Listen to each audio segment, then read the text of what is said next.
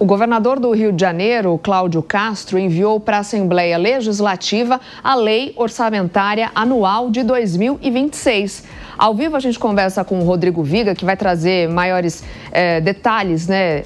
Também o que muda nesse orçamento para o ano que vem, da chamada LOA, né, Viga, que é esse instrumento importante, né, que define aí as despesas do governo, receitas. O que muda para o ano que vem? Muda para pior, Soraya. Bom dia para você, mais uma vez para o Nonato, para o nosso ouvinte espectador internauta da Jovem Pan. E essa lei orçamentária, inclusive, de alguma forma já está sofrendo ou pode sofrer um impacto ainda maior na questão do tarifaço lá nos Estados Unidos. Vou explicar por que isso tem rebatimento, tem reflexo aqui no orçamento do Rio de Janeiro. Todos sabem que a atividade de óleo e gás é aquela mais pujante, é aquela mais importante do estado do Rio de Janeiro. Fala-se numa representatividade de mais de 50% das receitas fluminenses. Pois bem, cotação do barril do petróleo, que andava antes do tarifaço na casa dos 75, agora oscila, o Brent, no caso, entre 60 e 65 dólares. Em tese, a arrecadação do governo do estado do Rio de Janeiro, se esse patamar persistir, perdurar, tende a diminuir, afetando as finanças e também o faturamento do governo do estado do Rio de Janeiro, que faz o seu orçamento olhando para projeções futuras do barril do petróleo do tipo Brent. Se não me engano, as projeções para 25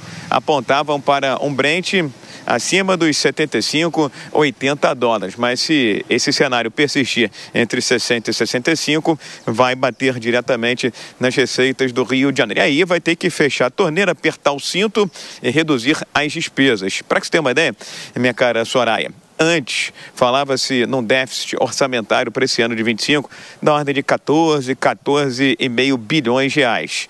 Esse projeto, né, enviado pelo governador à Assembleia Legislativa do Rio de Janeiro, a Lei Orçamentária Anual, já está falando em 16 bilhões de reais de déficit. A arrecadação vai ser de 109,5 bilhões de reais, enquanto que as despesas totalizarão 125,5 bilhões de reais. Além do corte de despesas de gastos, o que o Rio de Janeiro conta para tentar minimizar, reduzir o impacto desse déficit nesse ano de 2025. O déficit pode ser diminuído caso o Rio de Janeiro possa aderir ao Propag, aquele programa de refinanciamento, reequalização das dívidas dos estados com a União.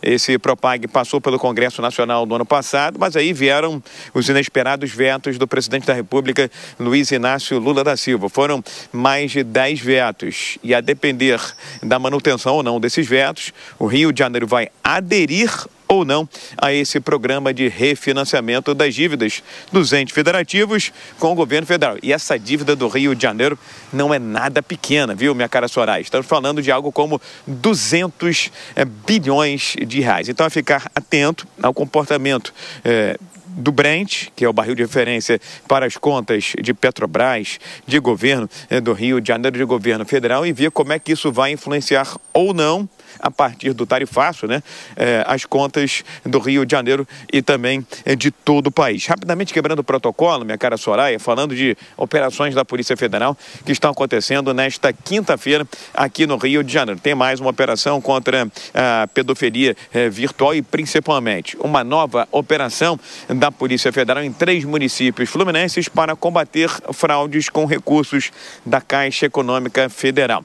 Que fraude é essa? Soraya, uma quadrilha estava usando dados e documentos falsos para abrir contas bancárias em agências de 3 cidades aqui no Rio de Janeiro. Agências da Caixa em Arraial do Cabo, Búzios e também Niterói. As 2 primeiras na região dos Lagos e Niterói na região metropolitana. Ao terem a permissão para a abertura da conta, esses integrantes dessa quadrilha conseguiam levantar crédito, fazer empréstimos junto à Caixa Econômica Federal, inclusive utilizando especialmente a modalidade antecipação do saque aniversário do Fundo de Garantia por Tempo de Serviço.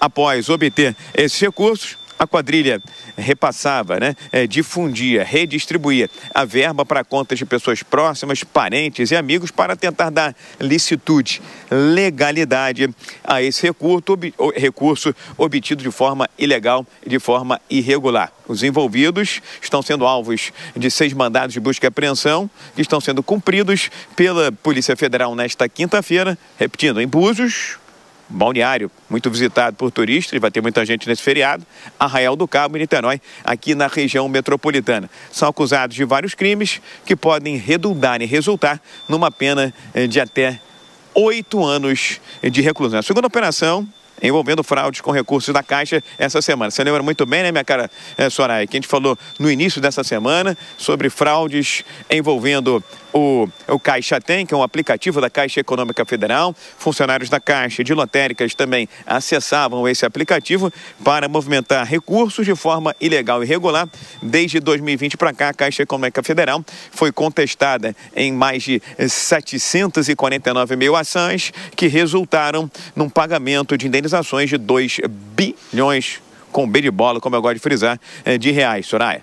A movimentação dos criminosos, né, é impressionante. Obrigada, Viga, por todas as suas informações. Até daqui a pouco.